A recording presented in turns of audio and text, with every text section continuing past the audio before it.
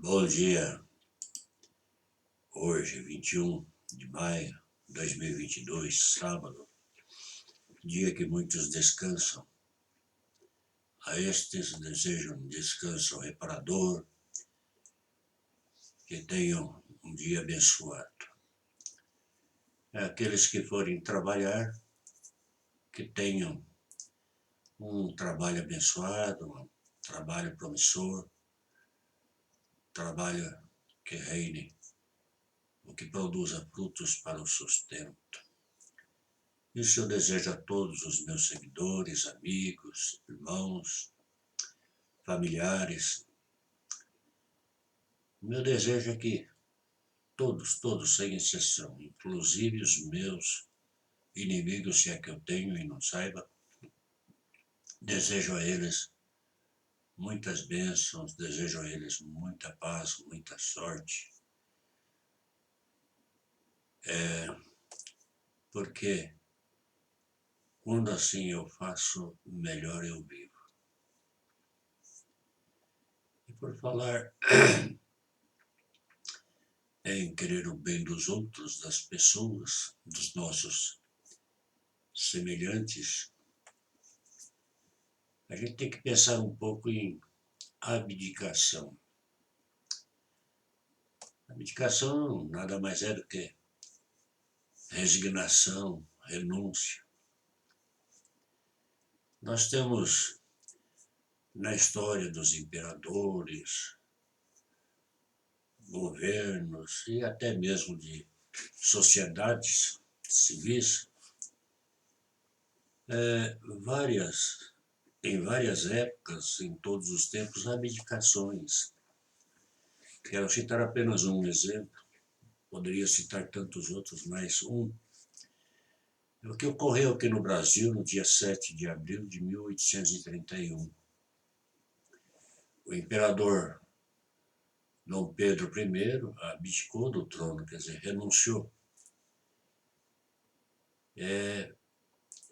Ele renunciou, deixou o trono para seu filho, o príncipe Dom Pedro de Alcântara, na época Dom Pedro II.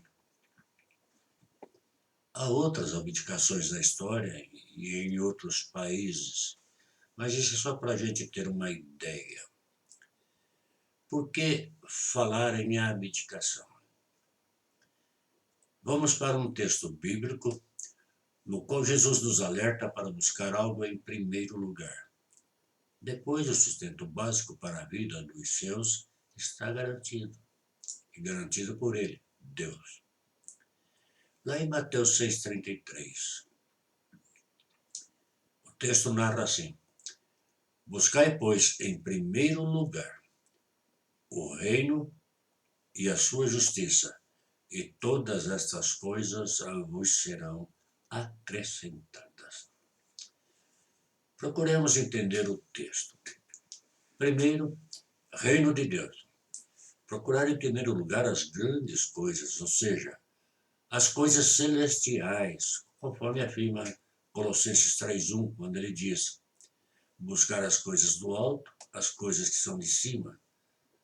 Ou seja, renuncie às coisas terrenas, se abdique, não se fatigue por elas. Segundo, não é buscar simplesmente o reino de Deus, mas também a sua justiça. Aqui está a complicação para aqueles que se dizem ser de Cristo, porém o buscam apenas para serem abençoados na vida terrena, sem se preocuparem com a santificação diária diante de Deus. Não entendem eles que o buscamos, falam eles, pensamos e praticamos tem suas consequências. Tudo que buscamos, falamos, pensamos e praticamos tem suas consequências. E que a justiça de Deus é plena, simplesmente justa. Portanto, muitos dos nossos problemas e aflições decorrem exatamente por causa dos nossos próprios atos.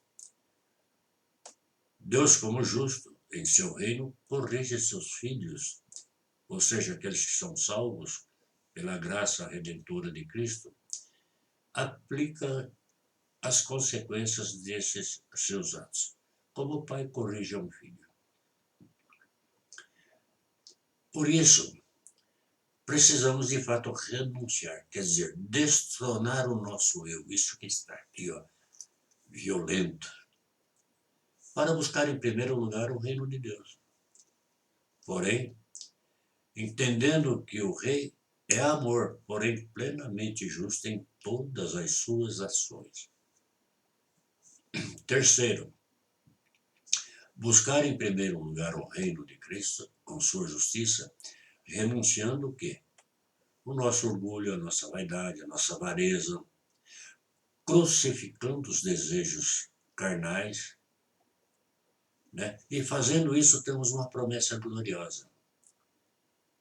Todas estas coisas, diz o texto, e não como estão falando e cantando por aí, todas as coisas, mas estas coisas são aquelas que estão no texto todo o parágrafo. Primeiro, no verso 25, né, de Mateus 6, ele diz o quê? Que não precisamos estar solícitos pelo dia de amanhã. Pelo menos nas principais coisas necessárias para a subsistência da nossa vida na carne, até o dia em que formos chamados para a plenitude, para o reino eterno. Quais são estas coisas que ele relata no texto? Alimento. O salmista declara que já foi moço e ora é velho, porém nunca viu um justo mendigar o pão. Justo é aquele que está vivendo sob o domínio do Rei dos Reis e da sua justiça. Rei dos Reis, claro, é o Senhor Jesus. Beber. É certo que o corpo não sobrevive sem água. O corpo sem água se desidrata e traz várias consequências e sérias para a saúde do corpo. Pois bem, é algo natural ter água para saciar a sede. Mesmo atualmente, com as águas todas poluídas por causa do próprio homem racional, que a contamina de todas as formas, que pensa com isso ser inteligente, porém não percebe que está destruindo a si mesmo. Mesmo assim, Deus continua fornecendo água para todos. Porém, para os seus, ele ofereceu uma água muito superior. Que água é essa? É a água da vida que flui do Rei, o Senhor Jesus. Essa vida e essa água límpida nós teremos certamente no reino eterno após o juízo final. Ou seja, no novo céu e na nova terra. Vestir. Arnaldo Jabor criou uma peça teatral intitulada Toda Nudez Será Castigada. Uma história de um viúvo que se apaixona por uma prostituta. Este texto, porém, não trata de castigar a nudez simplesmente, texto bíblico, mas nos vestir não apenas do corpo, mas estar vestido do Espírito Santo. Não é esta roupa apenas, mas viver uma vida de santidade.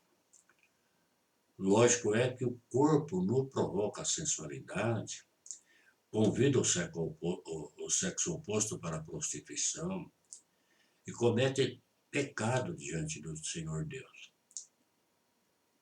Lá em Apocalipse, capítulo 21, versículo 8, ele diz que estas coisas abomináveis, aqueles que as praticam, terão o tormento eterno no lago de fogo, onde procurarão a morte e não a encontrarão. Ao contrário daqueles que têm a água da vida. Interessante notar, neste ensino de Jesus, que a palavra que ele usa para que os seus estejam supridos destas coisas relatadas no texto, não é estas coisas vos serão dadas, mas acrescentadas. Hoje muitos procuram, Senhor, preciso disso, preciso daquilo, vou dar o dízimo para ganhar isso, para ganhar aquilo. Todos querem, na própria sociedade, todos querem ganhar, ninguém quer ter um trabalho. Mas, pensando nisso, nesse termo acrescentadas, para mim, é o complemento necessário para a vida terrena, após estar revestido do Espírito Santo. Isso significa que o trabalho que nós executamos para a glória do Senhor, seja ele na área secular ou na espiritual, né, para aqueles que se abdicam do seu eu e colocam Jesus no trono, renunciam, confiando apenas no Senhor, serão abençoadas no seu trabalho e desfrutam das bênçãos que este trabalho produz, porque ele está abençoado pelo Senhor. É o sustento abençoado pelo Senhor. Não apenas pelos méritos humanos que traz orgulho. Olha o que eu construí, olha o que eu fiz. As 7 maravilhas do mundo, né? O Coliseu, não sei de onde, o Coliseu de Roma, de Rhodes e tal. Tudo orgulho. Tudo perece. Tudo será destruído. Mas aquele que tem Jesus entronizado como rei no seu coração, este subsistirá com a água da vida no novo céu e na nova terra. Se buscarmos de fato o reino de Deus e sua justiça, certamente teremos a bênção em nosso dia a dia. E nosso coração estará sempre, esse coração aqui, ó, rendendo gratidão ao Senhor por todas as coisas que nos advêm. Jamais diremos, eu mereço isso, porque eu trabalhei. Eu mereço isso, porque eu fiz isso, aquilo. Eu mereço isso, porque eu sou bonzinho. Não, jamais. Sempre diremos, graças, meu Deus, por estar sustentando a minha vida. Pense nisso. Medite. Deus te abençoe.